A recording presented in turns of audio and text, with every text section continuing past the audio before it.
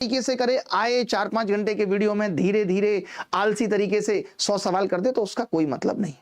बस मैं इतना ही कहूंगा और उसके बाद अपनी क्लास शुरू करेंगे आज की। और पहला सवाल आप सबकी छाती पे, आपने देखा होगा कि लोगों ने कितने गंदे गंदे तरीकों से सोल्यूशन किए। जैसे इतना सिंपल सवाल था, मैं आज खूब बोलूंगा, इतना सिंपल सवाल था कि एक समबाहुभुज के लिए अंत्य कोणों का योगफल उसके बाह्य कोणों के योगफल से 250% अधिक था।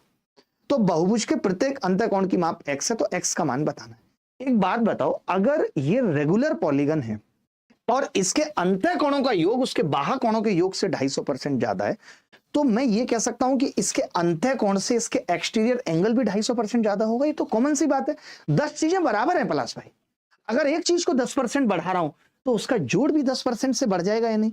तो मुझे इसमें कोई फॉर्मूला लगाने की जरूरत नहीं थी। मैं सिंपल ये कह सकता था कि 250% का मतलब मैं ये कह सकता था कि ये एक इंटीरियर एंगल है और ये एक एक्सटीरियर एंगल है, और मैं ये जानता हूं कि एक इंटीरियर और एक्सटीरियर एंगल का सम 180 होता है। ये मैं जानता हूं, मानते हैं। आपने कहा कि एक्सटीरियर एंगल से 250% ज्यादा है, 250% का मतलब होता है 5/2। ये तो आप परसेंटेज में पढ़ते ही हो। कहने का मतलब कि अगर ये 2 था तो ये 7 बता रहा था, अपने आप को 7 बता रहा था या नहीं। और 7 का एक ही मल्टीपल सवाल में था, 140 उत्तर था। अब आप सॉल्यूशन मैच करना। आप बताइए, 100 रुपए का सामान अगर मैं आपके हिसाब से ही कहूं तो आप खुद कह रहे हैं कि जी 22% की हानि पर बेचा है। आप ही ने कहा कि जी 22% की हानि पर बेचा। देखिए, मैंने कहा कि जब आप इसे एक बार 5% कम कर रहे हैं, एक बार आप इसे 5% कम कर रहे हैं और फिर आप इस पे 15% का फायदा ले रहे हैं, यही है गुरु, गलत तो नहीं किया? 5% 15% का फायदा ले रहे हैं।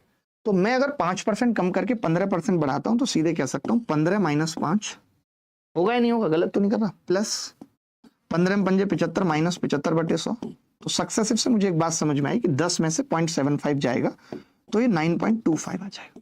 9.25 आ रहा है, यानी कि ओवरऑल जो कीमत बढ़ी है वो 9.25% का फायदा होगा। यहां कोई तकलीफ नहीं होगी। यानी पहले तो लॉस हो रहा था 22.5% का, अब क्या है 9.25% का फायदा है। यानी यहां से यहां तक में मैं ये कह सकता हूं कीमत जो है वो 31.25% बढ़ गई है। सवाल में यही 31.25% की वैल्यू 935 दे रखी है। मैं अगर लगभग की बात करूं तो आप देखेंगे कि ये 31 दिया 93 3 से थोड़ा सा छोटा है, 30 से थोड़ा सा छोटा है, क्योंकि 31 दिया 93 होता तो ये 93.75 आता, लेकिन ये तो 935 है। 93.75 आता लेकिन ये 935 है। तो मैंने कहा ये 30 से थोड़ा कम है। तो मैं अगर 100% की वैल्यू निकालना चाहूंगा तो वो 3000 से थोड़ी कम होगी। 3000 से बहुत थोड़ी कम होगी, बहुत अंतर नहीं पड़ेगा। और 3000 से बहुत थोड़ी, एक ही ऑप्शन था। बाकी आप इस 31.25% को 125/4 लिख करके एग्जैक्ट भी निकाल सकते थे, कोई बड़ी बात नहीं थी, बट एग्जैक्ट निकालने की जरूरत नहीं थी। हाँ, फ्रैक्शन से भी हम इसको कर सकते हैं। 31.25 का मतलब होता है 5/16 का फायदा। 5/16 के फायदे को हम इस तरीके से, अगर आपका मन था कि मैं अप्रोक्सीमेट नहीं करना चाहता इस सवाल को, वैसे तो करना चाहिए बट आपका मन नहीं है, तो 5/16, 31.5% का मतलब होता है 5/16। तो 5/16 का मतलब हो गया 16 के सामान को मैं 5 पे बेच रहा हूं, 5 के प्रॉफिट पे बेच रहा हूं, लाभ हुआ है ना 5 का। तो मैं सीधे कह सकता था कि जी ये 5 की वैल्यू है, तो 5 एकम 5 और 5 8 40, 5 7 तो 6 7 42। यानी अब मैं यूनिट डिजिट से निकाल सकता था कि 2 उत्तर आएगा। लेकिन मेन बात थी कि अगर मैं इस सवाल को ऐसे करूंगा कि मैं पहले 100 में से 95 घटा के उस पर 15% लूंगा, फिर मैं सक्सेसिव का इस्तेमाल कहां करना जानता हूं।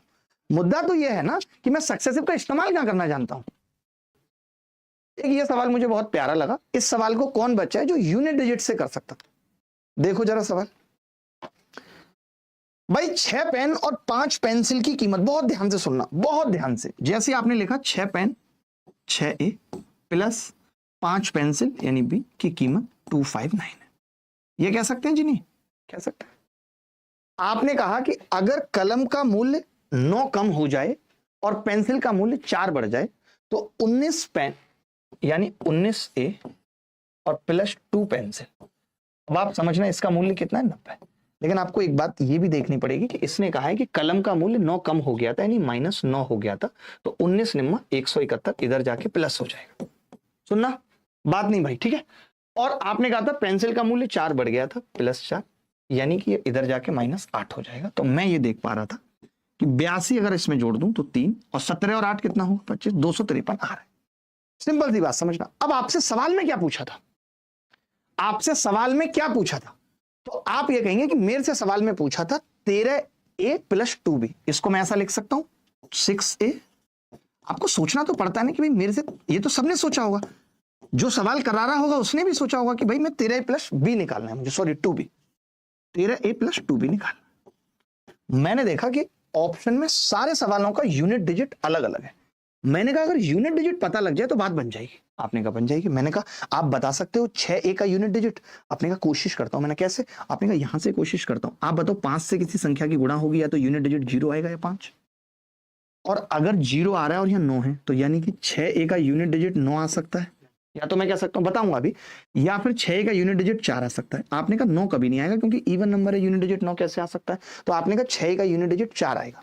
तो मैंने कहा अगर 4 आएगा यूनिट डिजिट तो ये तय है कि इस सवाल के उत्तर के लास्ट में 9 आएगा, और 9 एक ही ऑप्शन में। जब हमने आपको अल्ट्रा कैल्सी बैच पढ़ाया था तो यही बात बताई थी कि जब कभी आप किसी सवाल को देखते हो तो आपकी नजर जानी चाहिए कि यूनिट डिजिट अलग है, तो फोकस यूनिट डिजिट पे करेंगे ना भाई। आगे बढ़ते हैं। एक सवाल था कि एक बिस्तर का अंकित मूल्य 744 है जो क्रय मूल्य से 31% अधिक है, लाभ प्रतिशत 9 है, तो छूट प्रतिशत ज्ञात कीजिए।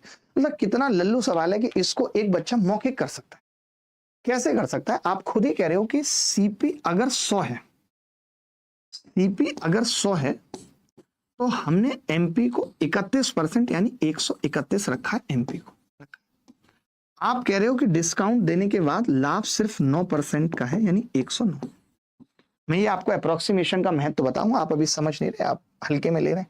आप ही बताइए डिस्काउंट कितना है, तो मैं कहूंगा 32 का डिस्काउंट है 131 पे और गुणा 100।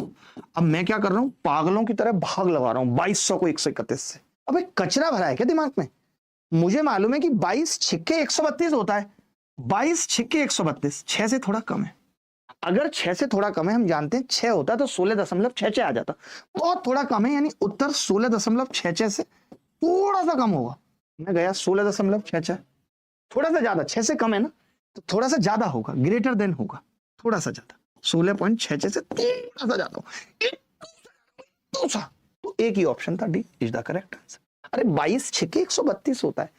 ऐसी अप्रोच सीखनी पड़ेगी, क्यों नहीं सीखोगे भाई? ऐसा सेम सवाल अगर आपको याद हो तो ऐसा सेम सवाल हमने किया था मेंस एग्जाम में आया हुआ, मल्टीपल की क्लास खोलना अल्ट्रा कैल्सी की, जहां पे हम 42 लिखा हुआ था 42। तो मैंने कहा था कि बेटा 7 नीचे से कहीं नहीं कटेगा तो 7 उत्तर है। यहाँ 78 लिखा हुआ है 13 आ रहा है और 13 नीचे तो कहीं नहीं आएगा, यानी एक ही ऑप्शन था जिसमें 13 आ रहा था। ये मल्टीपल पे हमने सवाल किया था, अगर आपको याद हो अल्ट्रा कैल्सी बैच में किया था या नहीं किया था, बट आपको दिमाग ही नहीं लगाना है। ये सवाल हमने क्यों ले लिया? ये तो कोई इतना मुश्किल सवाल नहीं है, बट अच्छा सवाल था ये भी। ये कह रहा है जी कि दो धनात्मक संख्या a और b के वर्गों का योगफल, देखिए सवाल देखिए बड़ा बड़ा प्यारा है। ये कह रहा है कि दो धनात्मक संख्या a square plus b square के वर्गों का योगफल उनके गुणनफल का 7 गुना है।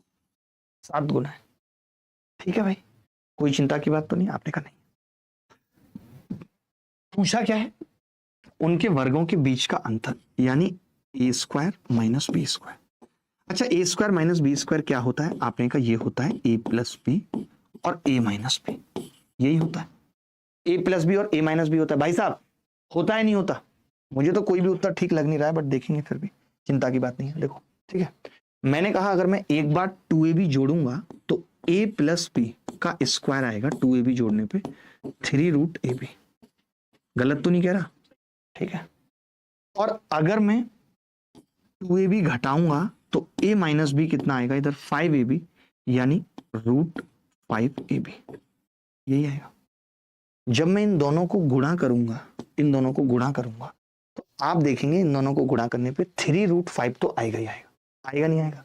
3 और √5 और √ab और √ab बन जाएंगे। तो ये बस गलत लिखा हुआ है, मुझे तो पहले ही दिख रहा था कि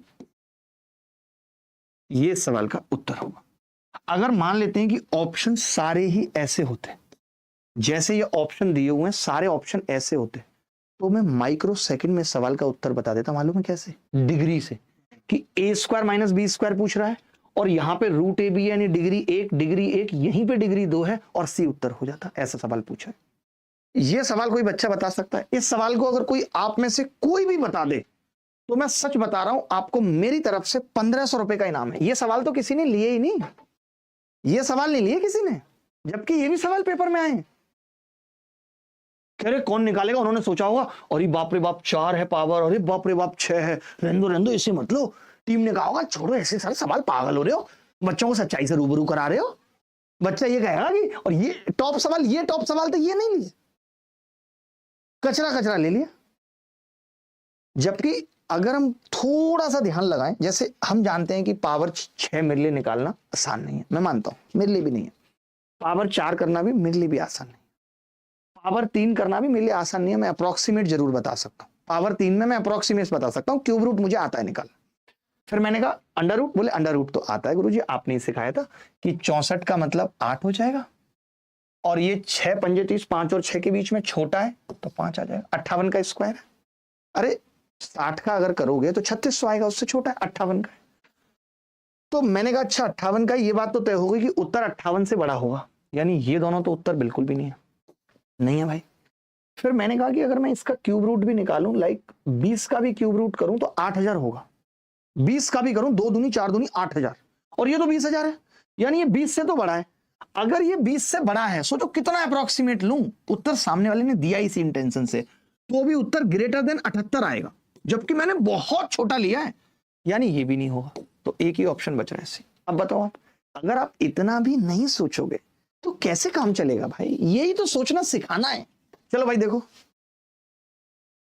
बहुत ध्यान से करते हैं इस सवाल को। मैं ये कह रहा था कि ये 42 से लगभग 1000 बार कट रहा है, 1000 बार कट रहा है 42 से, लगभग ही मान रहा हूं।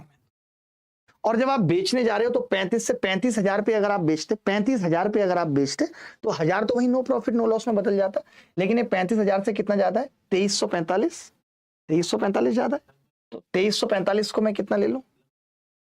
2500 ले लो यार, बहुत अंतर है। ऑप्शन तो देखो, बहुत अंतर है। और 3500 को 35 से भाग कर दिया मैंने, तो आपने कहा कि जी 500/7 इसका प्रॉफिट है, 25। हाँ, वो जो भी थोड़ा बहुत आप करना चाहो, इसको और कम कर लोगे तो 7 49 70 कर लो, क्या फर्क पड़ रहा है? क्योंकि ऑप्शन बहुत दूरी पे 52 16 54 76, मैं सिर्फ यहां से प्रॉफिट लेके चला हूं। मैंने कहा ये 1000 है, तो इस 35 का 1000 से तो 1000 खत्म हो गया, जो एक्स्ट्रा है वही लाभ होगा, तो मेरा लगभग 70 आ रहा है। अब मैंने कहा 70 से इसको भाग करना है भाई, 3952 है, इसको 70 से भाग करना है। मैं तो कह रहा हूं इसको भी 4000 ले लेते, कोई दिक्कत नहीं थी। 70 से भाग करना है, तो जब 70 से भाग करने जाएंगे पहली बार में, तो 7 पंजे 35, 5 ही दिखेगा आपको, और तो कुछ दिखेगा 52 उत्तर आ जाए। क्योंकि ऑप्शन बहुत दूरी पे थे, बहुत दूरी पे थे। मैं इसको 4000 भी मान लूं तो भी वो 55 के ही आसपास आएगा। मोहब्बत के जो कैदी हैं ना छूटे हैं ना छूटेंगे, मोहब्बत के जो कैदी हैं ना छूटे हैं ना छूटेंगे, वो हर रोज कोई ना कोई गम लेके बैठेंगे। देखो भाई, मैं ये कह रहा था, हमने सबसे पहला, आप मुझे एक बात बताओ, अगर आपको मैंने पूर्ण वर्ग संख्या पढ़ाई थी तो सबसे पहले क्या पढ़ाया था? तो आप कहोगे जी आपने पढ़ाया था लास्ट डिजिट क्या होना चाहिए और क्या नहीं। सबसे पहले मैंने यही पढ़ाया था, लास्ट 2 डिजिट से पहले, डिजिटल सम से पहले, सबसे पहले यही पढ़ाया था कि लास्ट डिजिट 2 3 7 8 नहीं हो सकता, ये मैंने बताया था। अगर कोई भी संख्या परफेक्ट स्क्वायर, सबसे पहले जाओगे आप, एग्जामिनर को भी पता था। तो मैंने कहा 5 से गुणा करूंगा तो 5 7 35, 5 तो हो सकता है। आपने कहा 7 7 49, 9 भी हो सकता है। और 21 से करूंगा तो 7 नहीं हो सकता, पहली बात तो 7 नहीं हो सकता। और उसके बाद कहा आपने 9 7 63, 3 भी नहीं हो सकते, 2 ऑप्शन कट गए। फिर एक बच्चा बोला गुरुजी 15 भी नहीं हो सकता, क्योंकि 5 इसमें नहीं है, और एक ही 5 तो कभी परफेक्ट स्क्वायर बना नहीं पाएगा। तो फिर एक ही उत्तर था। आप बताओ, अगर मैं किसी संख्या में 5 नहीं है और 5 से गुणा कर दूं तो क्या वो कभी परफेक्ट स्क्वायर हो सकती है? कभी नहीं हो सकती बेटा। अगर मैं डिजिटल सम भी लगाऊंगा तो भी हो सकता है 2 ऑप्शन आ जाए, और डिजिटल सम से ये सवाल मुश्किल होगा। मैं यही तो सिखाना चाहता हूं। मैंने खूब पढ़ाया था, पहले लास्ट डिजिट पे जाया करो, फिर लास्ट 2 डिजिट पे जाया करो। तुम्हें यही सीक्वेंस तो नहीं पता, हर बात में डिजिटल सम लगा दो और फिर डिजिटल सम पे जाओ। लेकिन तुम क्या कर रहे हो? हर बात में डिजिटल सम, हर बात में डिजिटल सम, शादी हो रही है डिजिटल सम, कुंडली मिला डिजिटल सम। अरे मुश्किल है दादा digital sum, it's not easy.